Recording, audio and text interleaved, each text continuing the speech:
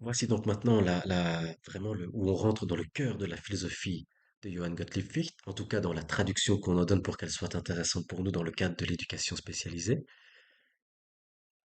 Fichte donc, le moi n'est pas un être, c'est une activité. Une activité qui désire se voir réalisée, qui désire voir advenir ce qu'elle est, qui désire, c'est même plus précis que ça, qui désire voir advenir ce qu'elle désire d'elle. Et donc, en ce sens, Fichte était aussi le penseur de l'intériorité-extériorité. Il y a un désir intérieur de se retrouver ou d'être, un désir de se réaliser, un désir de réalisation, un désir de développement, un désir d'épanouissement, un désir d'émancipation, prenez les termes qui vous parlent le plus ici, qui est en nous et qui, pour se réaliser, pour se voir advenir dans la réalité, pour se concrétiser, pour se matérialiser, a besoin nécessairement de s'extérioriser. Et là, on est vraiment dans un penseur de l'existence, c'est-à-dire ex, isté, être, en dehors de. Donc c'est un désir qui, pour pouvoir se réaliser, pour pouvoir retourner en lui-même, si vous voulez, pour pouvoir se retrouver d'une certaine manière, eh bien, nécessairement s'extériorise. Et par une sorte de découpe d'espace-temps, hein, dans une sorte de projet d'existence, hein, où on va par forme d'objectifs successifs, hein, c'est ça la découpe espace-temps, par une forme d'objectifs successifs, eh bien, on va essayer de trouver, de retrouver qui on est. Et donc, il y a dans la philosophie de Fichte, hein, dans ce mouvement désiré d'une intériorité qui s'extériorise pour se voir advenir réellement, il y a quelque chose comme un mouvement progressif d'intégration de soi, un mouvement de construction de notre identité, Fichte parlera peut-être d'une spiritualisation, par exemple, mais il y a surtout un mouvement de désir de retrouver en fait des éléments qu'on sentait en nous, mais qu'on ne sentait pas complètement réalisés. Donc, la philosophie de Fichte était effectivement une philosophie projective, très certainement projective, et qui inscrit donc nécessairement la subjectivité, non pas dans un présent, mais dans un devenir, non pas dans une horizon présente, mais dans un présent qui est nécessairement dans un projet de réalisation, c'est-à-dire dans un rapport avec un futur, un projet d'existence. C'est extrêmement intéressant pour tout ce qui est lié aux situations de handicap. Par exemple, comment est-ce qu'on peut envisager d'avoir un projet, coécrire par exemple un projet avec une personne qui est en situation de handicap, qui reste un projet ouvert, c'est-à-dire un projet qui prend en considération le handicap, tout ce que le handicap peut amener comme diminution ou de restriction en termes de possibilités par rapport à un avenir, et comment aussi permettre à la personne, donc en ne niant pas cette réalité liée au handicap, mais aussi de permettre à la personne de toujours aussi se concevoir au-delà de ce handicap. Vous comprenez qu'une personne qui est en situation de handicap n'est pas que une personne handicapée. Son identité, son expérience de la vie va au-delà du champ du handicap. Ou en tout cas, elle peut développer des manières propres d'expérimenter sa forme de handicap. D'accord? Donc, pour comprendre davantage encore cette manière d'intériorité-extériorité, Fichte essaie de la thématiser encore autrement, ce rapport-là. Et il va nous dire, il y a en nous du moi et du non-moi. Du moi et du non-moi, quelque chose qui n'est pas moi. Il y a en nous du moi et quelque chose qui n'est pas moi. Il y a en nous du moi et quelque chose qui est autre que soi-même. On va encore utiliser un autre terme. Il y a en nous du moi et de l'altérité. L'altérité, c'est le rapport à l'autre. Donc il y a, sans même pour autant qu'il y ait quelqu'un d'autre, mais déjà à l'intérieur de nous-mêmes, il y a de l'altérité. La possibilité, si vous voulez, d'être autre que ce que nous sommes. Et la possibilité d'être autre que ce que nous sommes peut se réaliser précisément dans les projets qu'on fait. On peut faire des projets qui peuvent complètement nous transformer, complètement nous modifier, complètement nous altérer, etc.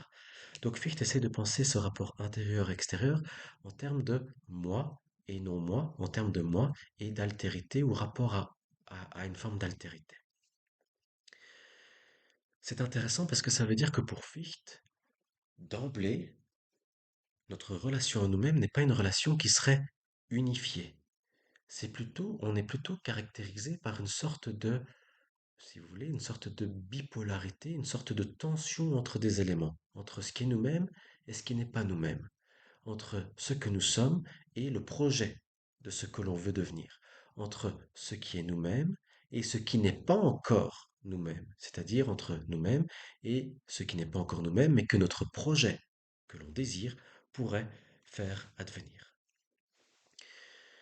Et donc, pour Fichte, ce désir d'être soi, qui n'est pas encore réalisé, va en fait se réaliser dans une forme de projection. On va projeter à l'extérieur de nous-mêmes quelque chose qui n'est pas nous, qui n'est pas encore nous en fait.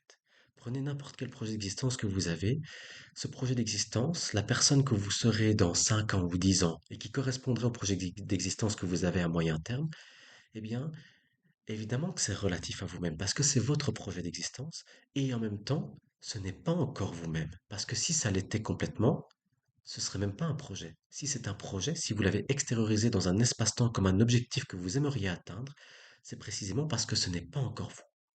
Il y a quelque chose dans cette projection-là qui n'est pas vous, qui n'est pas encore vous, et qui est à progressivement s'approprier, progressivement réaliser. Et une fois réalisé, vous pourrez encore reprojeter à nouveau quelque chose qui n'est pas encore vous, et comme ça, jusqu'à la fin de votre existence. Donc pour Fichte, il y a un désir d'être soi qui engendre en fait un projet de soi sous la forme d'un non-moi, un projet de soi sous la forme d'un non-moi, c'est-à-dire d'un non encore soi, mais qui devient en fait pour nous, s'il est désiré, un horizon désiré, s'il est désiré. Et donc, si vous voulez, pour Fichte, et c'est comme ça qu'on essaiera de conclure cette pensée, qui est une pensée qui est dense, hein, qui est très compliquée en réalité, c'est que pour que le moi puisse progressivement dans ses différentes étapes, donc on a un moi qui va projeter des non-moi, des non encore soi, et qui va progressivement essayer de les phagocyter, progressivement essayer de se les approprier, et c'est ça qui va faire le devenir de son existence, qui va faire que son existence se réalise progressivement à travers des objectifs successifs, qui peuvent être des objectifs partagés. Eh bien, pour cela, Fichte dit que, et je reviens sur notre premier point, nous avons besoin en fait d'une double approche du moi. Il faut comprendre que le moi, c'est un être et une activité d'existence. Si le moi n'était que du projet, que la forme d'un projet, il lui manquerait des contenus, il lui manquerait des endroits où se déposer. Et donc Fichte, il va dire, j'ai besoin à un certain moment de devoir stabiliser qui je suis. J'ai besoin à un certain moment de pouvoir dire je suis ceci, je suis cela. J'ai besoin de m'arrêter pour mieux redémarrer un projet d'existence. Et donc c'est pour ça que Fichte va dire qu'on a besoin à la fois d'une dimension réaliste et idéaliste. La dimension idéaliste, c'est celle du projet. La dimension réaliste, c'est celle qui va inscrire des mois momentanés qui vont être repris dans un projet idéal, donc avec une plus longue portée, ici une portée future, une perspective future. Et donc quand Fichte nous dit que la réalité et l'idéalité, donc que le réalisme et l'idéalisme vont de pair, en fait il veut nous dire que pour qu'un projet puisse se réaliser, il ne doit pas tourner à vide. Si c'était strictement idéal, qu'une projection comme ça dans l'esprit, le moi ne se réaliserait jamais. Le moi, pour se réaliser, a besoin de s'ancrer dans la réalité. Et pour s'ancrer dans la réalité, il a besoin de dire qui il est à un moment donné. Il a besoin de faire de lui-même un être, de pouvoir se considérer comme quelque chose. Mais cette chose-là, Fichte nous dit, ce quelque chose, donc qui est vraiment l'attitude réaliste, hein, de dire le moi c'est un être parmi les autres êtres, ce quelque chose, il est momentané et il doit rester momentané. C'est quelque chose, pour qu'on reste dans un projet d'existence, il doit rester momentané, c'est quelque chose qu'on va devoir reprendre. On va le reprendre pour le projeter à nouveau. Et une fois qu'on aura atteint cette nouvelle projection, on va de nouveau devenir quelque chose. Par exemple, devenir le professionnel qu'on souhaitait être. Et bien après 5 ou 10 ans, on réalise qu'on est devenu le professionnel qu'on souhaitait être. Ça devient la manière dont ce moi devient quelque chose. C'est un être. Nous sommes le professionnel qu'on souhaitait être. Et ensuite, Fichte nous dit, il y a un risque parfois cristalliser, de se cristalliser, c'est-à-dire de se figer, d'être dans une attitude statique par rapport à ce qu'on souhaitait être. Et donc Fichte nous dit, il faut toujours maintenir animé ce désir de projection de soi, pour de nouveau se retravailler, pour ne pas rester quelque chose, mais pour rester dans cette dynamique de l'activité, c'est-à-dire pour rester conforme finalement à ce que pour Fichte, la subjectivité est fondamentalement, à savoir une activité de réalisation et jamais quelque chose de définitivement réalisé. Ça veut dire quoi? Et c'est comme ça qu'on conclura la philosophie de Johann Gottlieb Fichte, ça veut dire que nous ne parvenons jamais à atteindre et à aboutir définitivement qui nous sommes. Le soi, la subjectivité, est un projet qu'on se doit, c'est un devoir-être qu'on se doit de toujours reprendre et incessamment, sans cesse donc, travailler à nouveau. Et donc, il n'y a pas quelque chose chez Fichte, en tout cas dans sa première philosophie, il n'y a pas quelque chose chez Fichte comme un état de sagesse ou un état d'accomplissement ou de plénitude auquel nous pourrions prétendre et auquel nous pourrions définitivement prétendre.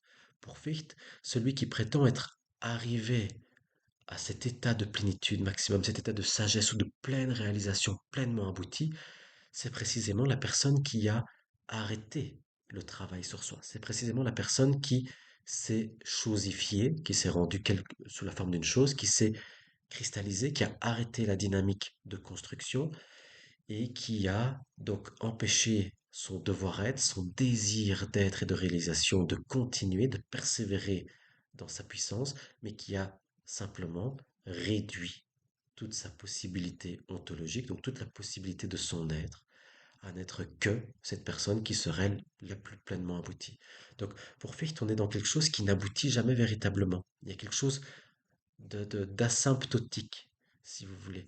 Si vous représentez un petit peu sur un graphe, l'asymptote, c'est celle qui ne, qui approxime toujours l'axe, mais sans jamais véritablement le rencontrer. On est toujours au plus proche de soi-même, on est de plus en plus proche de soi-même, de plus en plus proche de sa réalisation, mais sans jamais véritablement pouvoir l'aboutir. Donc, qu'est-ce qu'on peut retenir de Fichte pour notre approche dans le cadre de l'éducation spécialisée? On peut retenir principalement que parce qu'il y a en soi une sorte de division, une sorte de tension entre ce que nous sommes et ce que nous aimerions. Parce qu'il y a cette tension, cette distinction, on part d'une skise, c'est-à-dire une sorte de discontinuité, de rupture en nous-mêmes, eh bien, il y a l'occasion d'investir la relation à soi. Il y a une manière de se relier à soi-même. Il y a, par le fait de se sentir divisé, il y a une manière de d'investir l'entre-deux entre soi et soi-même, si vous voulez. Et là, l'éducateur, il peut se trouver. L'éducatrice aussi peut se retrouver, évidemment. Donc, l'éducateur, l'éducatrice peut se retrouver dans le point de liaison, dans la relation qu'une personne peut renouer avec elle-même. Si vous travaillez sur l'estime de soi, l'appréciation du corps, le rapport à l'image de soi avec des bénéficiaires, véritablement, vous pouvez être un point de liaison entre la personne et elle-même. Vous pouvez être aussi une personne qui permet. Donc, soit vous êtes véritablement un tiers, mais entre la personne et une autre personne, mais vous pourriez être aussi un intermédiaire entre la personne et elle-même. Vous pourriez aussi offrir les conditions pour que la personne puisse renouer sa relation, son intériorité, etc.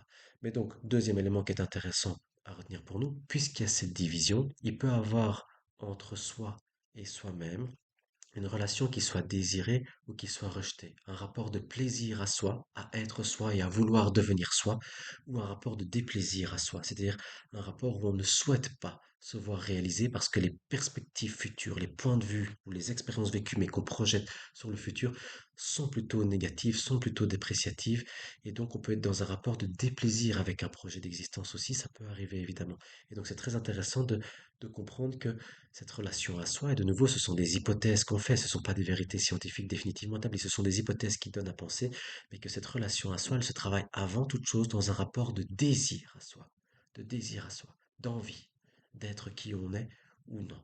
Voilà ce qu'on peut retenir comme point fort en tant qu'éducateur, éducatrice spécialisé pour la pensée de Fichte.